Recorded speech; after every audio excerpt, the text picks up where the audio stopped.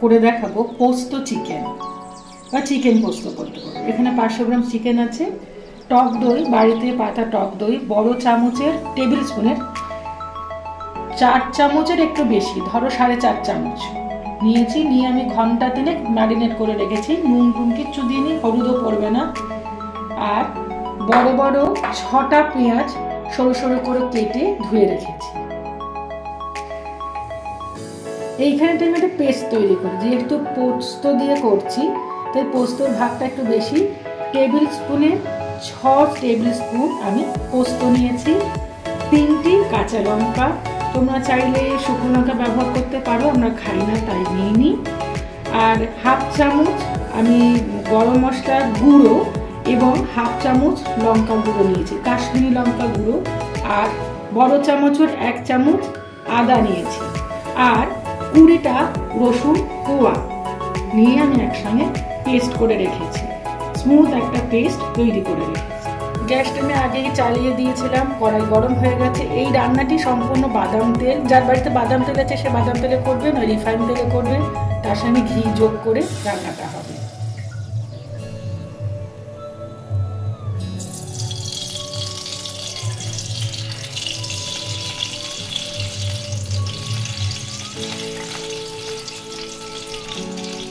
Table স্পুনের 4 table spoon আমি বাদাম তেল ব্যবহার করলাম। তেলটা একটু গরম হবে।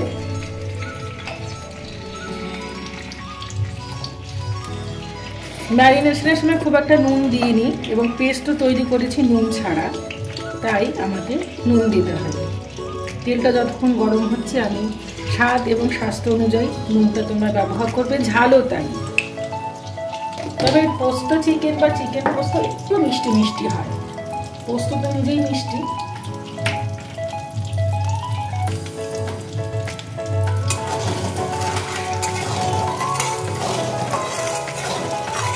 যদি বাদাম তেল ব্যবহার করে দেখবে বাদাম তেলের একটা নিজস্ব গন্ধ আছে, ওটা যেই বেরোবে তখন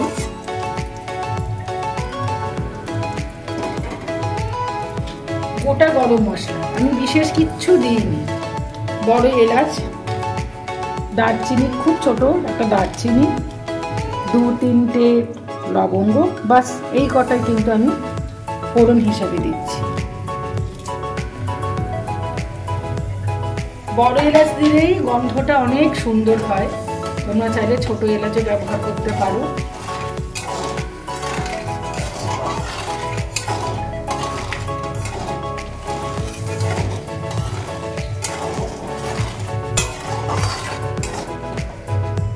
একটু গরম হবে। আমার ফোড়ন হয়ে গেছে, এবার আমি কুচিয়ে রাখা পেঁয়াজগুলো দিয়ে দিচ্ছি। তোমরা চাইলে আরো সরু করে আরো দমে করে কাটতেই পারো, তোমাদের যেটা ইচ্ছে।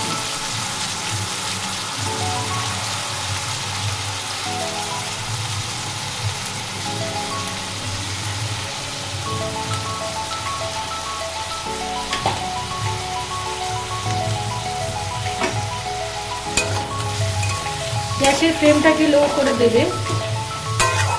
পেঁয়াজটা আমি একটু সেদ্ধ সেদ্ধ মতন ভাজা হবে, মানে খুব লালচে ভাজা হবে না, তাই অল্প একটু ভেজে আমি মিনিট 5-এর মধ্যেই ঢেকে দিচ্ছি। তার মধ্যেই আমি চলে আসবো, এই মানে সেদ্ধ সেদ্ধ গন্ধটা যাতে থাকে।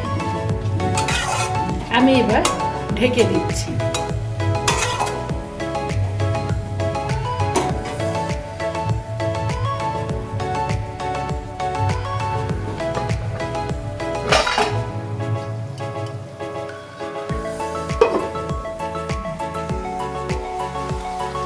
মিনিট মতো হয়ে গেছে দেখো, এবং সেদ্ধ সেদ্ধ মতন ভাজা, মানে লালচে ভাজা আমি করিনি। আমি মাঝখানে এসে একটু দেখেও গেছিলাম, নেড়েও দিয়েছি। এবারে আমি পেস্টটা দিয়ে দেবো, পোস্তর যে পেস্ট, রসুন, আদা, লঙ্কা, গরম মশলা গুঁড়ো দিয়ে যেটা করেছি সেইটা আমি ঢেলে দেবো।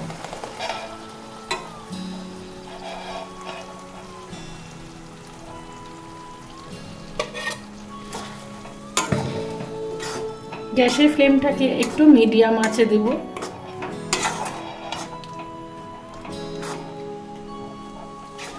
মশলার কাঁচা গন্ধটা চলে গেলে আমি ম্যারিনেট করা চিকেনটা দিয়ে দেব। ম্যারিনেট করা চিকেনটা, দই দিয়ে ম্যারিনেট করা চিকেনটা দিয়ে দিচ্ছি। আমি 3 ঘন্টা মতো রেখেছি। যদি কেউ চাও সারা রাতও রাখতে পারো। এটা মাটন দিয়েও করতে পারো। মাটন দিয়ে করলে প্রথমে কি করবে, মাটনটা একটু শক্ত হয়, চিকেন অতি সহজেই যেটা হয়ে যায়, গলে যায়। মাটনকে একটু তুমি সেদ্ধ করে দেবে তোমরা, নিয়ে স্টকটা আলাদা করে রেখে দেবে। তারপর এই দই দিয়ে ম্যারিনেট করে রেখে দিই।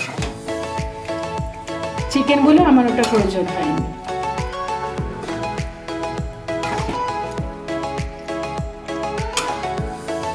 খুব সুন্দর একটা স্মেল বেরোচ্ছে। আমি কিছুক্ষণ নাড়াচাড়া করে প্রায় 20 মিনিটের মতো ঢাকা দিয়ে দেবো। তবে মাঝখানে এসে আমি একটু দেখে যাব, নেড়েও দিয়ে যাব। 20 মিনিটের পর আমি ঢাকা তুলে দেখাচ্ছি তোমাদের। মাঝে আমি এসে নাড়িয়ে দিয়ে গেছি। এখানে কিন্তু আলাদা করে কোনো জল আমি দিইনি।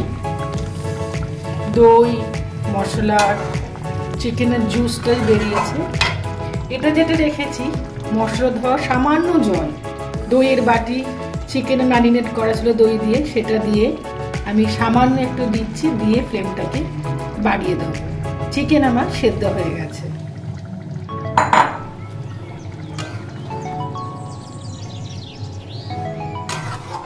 কেউ চাইলে একটু ঝোল রাখতে পারো, কেউ চাইলে আরো গ্রেভি করে দিতে পারো, সেটা তোমাদের ইচ্ছের ওপর। ফ্রাইড রাইস দিয়ে ভালো যায়, পোলাও দিয়ে ভালো যায়, লুচি, রুটি, পরোটা এসব দিয়ে খেতে পারো। এটা একটু ভালো করে ফুটে উঠবে।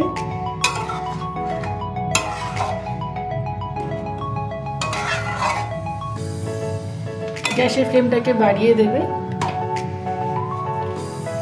এটা ভালো করে ফুটবে।